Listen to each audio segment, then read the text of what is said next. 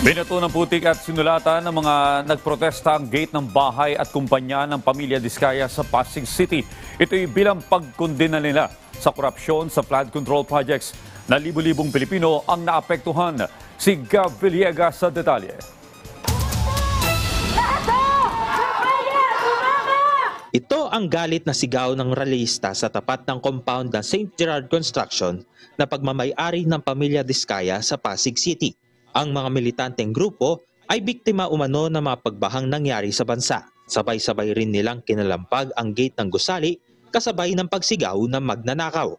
Tinadtad rin ng grupo ng spray paint ang gusali at isinulat sa mismong logo ng kumpanya ang salitang kurap at kurakot. Panawagan nila na dapat managot ang mga kontraktor na sangkot sa mga maanumalyang flood control project gaya ng mga Diskaya. Galit sila dahil nilostay umano ng mga Diskaya at iba pang kurakot na opisyal ang pera na dapat taong bayan ang makikinabang. Gusto natin ipakita doon yung mismong galit natin sa kanila na tayo, habang tayo ay nilulubog sa baha at putik, sila lumulubog naman sila sa pera na ninakaw nila sa mamamayan.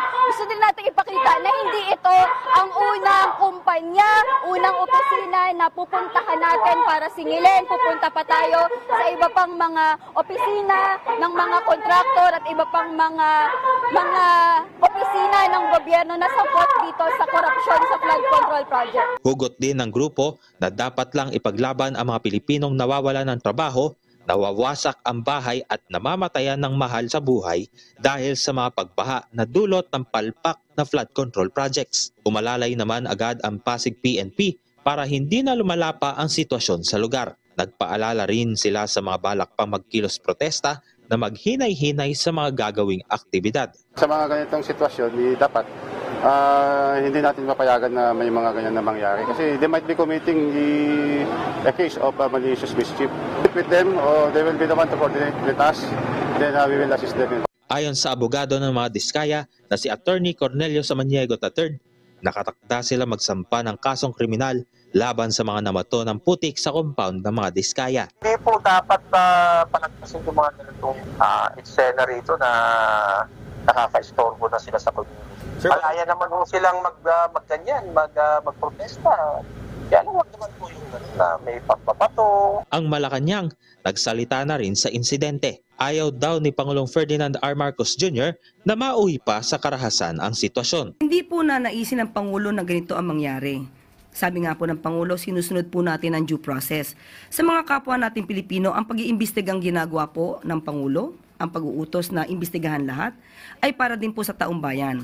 Pero hindi po ninanais na magkaroon ng kaguluhan dahil lamang sa may mga maling information. Dahil ito daw ay ginagamit para mas paalabin ang galit ng mga Pilipino. Hindi po yun ang nais ng Pangulo. Nais ng Pangulo ay maliwanagan lahat tayo kung ano nangyayari sa mga flood control projects at maibigay ang nararapat sa taong bayan. So, inuutos naman din po ng Pangulo sa mga concerned government agencies natin, sa mga law enforcement natin, na huwag niyo pong hayaan na mangyari po ito. May apela rin si Samaniego sa publiko. Sana po matanggal na at matapos na ang isyong yan regarding sa luxury cars kasi ito pong 28 luxury cars, nakarehistro po lahat ito sa LTO. Lahat po merong respective car plates. So hindi po magkakaroon ng plaka yan kung hindi po nakarehistro sa LTO po. Kinumpirma ni Bureau of Customs Commissioner Ariel Nepomuceno na hawak na nila ang lahat ng 28 luxury cars ng mga Diskaya. Ayon kay Nepomuceno, nakausap niya ang abogado ng mga Diskaya at kusa nilang sinorender sa ahensya ang mga sasakyan. Nakatakdang pumunta si Nepomuceno sa St. Gerard Construction para tignan ang mga high-end cars. Gab Villegas para sa Pambansang TV sa Bagong Pilipinas.